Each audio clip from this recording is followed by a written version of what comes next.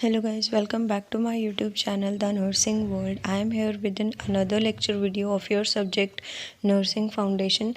So हमने पिछले video में जो है स्टेजेस ऑफ इलनेस कवर किए थे और आज का जो हमारा लास्ट सेकंड टॉपिक है इस चैप्टर का लास्ट टॉपिक बचेगा फिर हमारा डायमेंशंस ऑफ हेल्थ। उसके बाद हमारा जो है ये चैप्टर कंप्लीट हो जाएगा। सो आज का जो टॉपिक है वो है impact of illnesses on patient and family. कि जो इलनेस होती है, इलनेस बेसिकली क्या है, रिस्पॉन्स ऑफ अ डिज़ीज़। ये क्या है, रिस्पॉन्स है किसी भी डिज़ीज़ का। सो इसमें क्या है, इम्पैक्ट ऑन बिहेवियर की जो पेशेंट है उसके बिहेवियर पे क्या इम्पैक्ट होगा पहले वो पढ़ते हैं। So the individual react differently to illness और थ्रेट ऑफ इलनेस। अब इसमें क्या कह रखा है, जो इंडिविजुअल है वो क्या है, डिफरेंटली एक्ट करता है इलनेसेस से या फिर जो भी उसके दुष्परिणाम दुष्प्रभाव है इलनेस के उससे। क्योंकि जो इलनेसेस हैं वो बहुत टाइप की होती है, डिफरेंट इलनेसेस के डिफरेंट जो है रिएक्शंस होते हैं, डिफरेंटली जो है पेशेंट रिएक्ट करता है।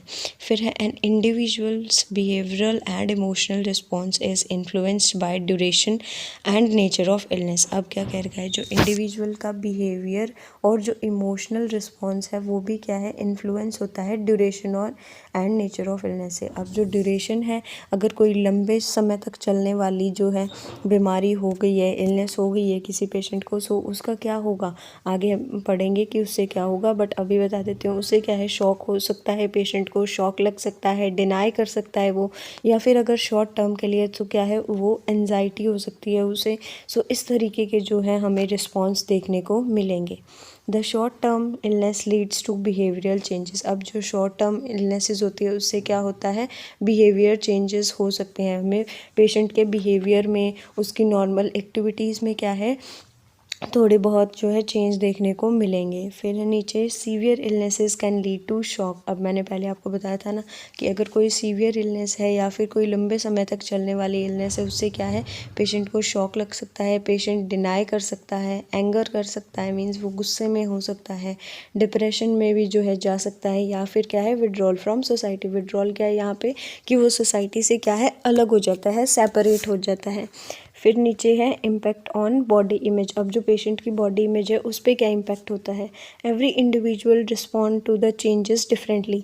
हर एक इंडिविजुअल, हर एक पेशेंट क्या है इलनेसेस को रिस्पॉन्ड करता है अलग अलग तरीके से।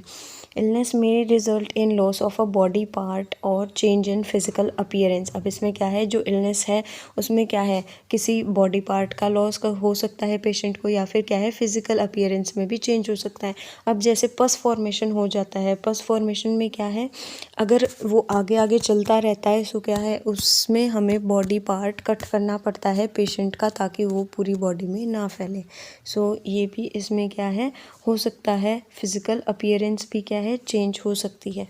Initially it can be shock leading to anxiety and sometime refusal to accept the change. अब पेशेंट क्या है इनिशियली मीन्स पहले क्या है वो शॉक में जा सकता है, एनजाइटी, और या फिर क्या है वो रिफ्यूज़ कर सकता है इन चेंजेस को एक्सेप्ट करने में।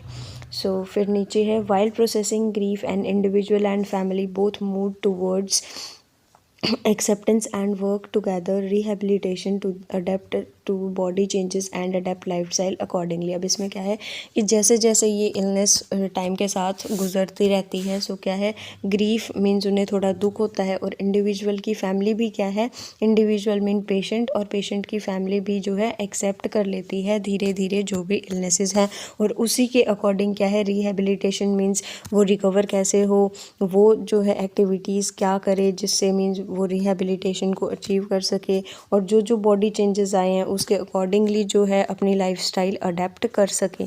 सो ये भी क्या है यहाँ पे बिहेवियर मीन्स बॉडी इमेज पे जो है देखने को मिलेगा। फिर है इम्पैक्ट ऑन फैमिली रोल। अब फैमिली की क्या क्या रिस्पॉन्सिबिलिटीज़ हैं अगर इलनेसेस हो जाती है। So every individual has varied roles and responsibilities to play. अब हर फैमिली में छोटे भी होते हैं, छोटे बच्चे भी होते हैं, बड़े बुज़ुर्ग भी होते हैं, सो उनके क्या है डिफरेंट वर्क्स हो जाएंगे, उनके रिस्पॉन्सिबिलिटीज़ अलग हो जाएगी age means according to the illness of the patient. The roles and responsibilities changes with illness and it can be temporary or prolonged depending on the duration of illness. अब ये यहाँ पे क्या है, जो responsibilities है वो क्या है, चेंज होती रहेगी with illness. जो जो illness होगी उसके अकॉर्डिंग जो है, अब अगर किसी को सीवियर इलनेसेस है, उसके जो है बॉडी पार्ट्स वर्क नहीं कर रहे हैं, सो क्या है, जो फैमिली है वही उसे क्या है बेड बाथ देगी. मीन्स अगर वो पेशेंट उठ नहीं पा रहा है सो उसे क्या है वहीं पे जो है बात करवाया जाएगा, एक स्पंज से उसको जो है बात करवाया जाएगा. सो ये क्या है, रिस्पॉन्सिबिलिटीज़ ही है ना वो जो फैमिली प्ले कर रही है. सो ये क्या है, अकॉर्डिंग टू द इलनेस होगी. और क्या है नीचे, ये जो है लंबे समय तक, ये जो शॉर्ट टेम्परेरी मीन्स परमानेंट नहीं है, या फिर क्या है लॉन्ग प्रोलॉन्ग्ड मीन्स लंबे समय तक चल सकती है depending on the duration of the illness. फिर नीचे है long term changes needs adjustment and improvisation in daily routine. अब क्या है यहाँ पे जो लॉन्ग टर्म इलनेसेस होती है उसमें क्या है, चेंजेस नीड्स एडजस्टमेंट करनी पड़ती है, इम्प्रूव करना पड़ता है डेली रूटीन को. It may also involves grief due to inability to perform the roles and responsibilities. अब इसमें क्या है, ग्रीफ मतलब हम सोरो या फिर दुख भी हो सकता है कि हम जो रोल्स हैं, जो फैमिली रोल्स है, रिस्पॉन्सिबिलिटीज़ है, वो अच्छे तरीके से ना परफॉर्म कर पाए. सो ये तो आज का हमारा टॉपिक था, impact of illness on patient and family. Hopefully आपको जो है समझ में आया होगा. अगली वीडियो है वो है हमारी डायमेंशंस ऑफ हेल्थ पे, जो कि लास्ट टॉपिक होगा आपके सिलेबस के अकॉर्डिंग. फिर जो आपका फर्स्ट चैप्टर है नर्सिंग फाउंडेशन में वो कंप्लीट हो जाएगा. अगर आप नए हो चैनल पे so please don't forget to subscribe my channel for more such updates.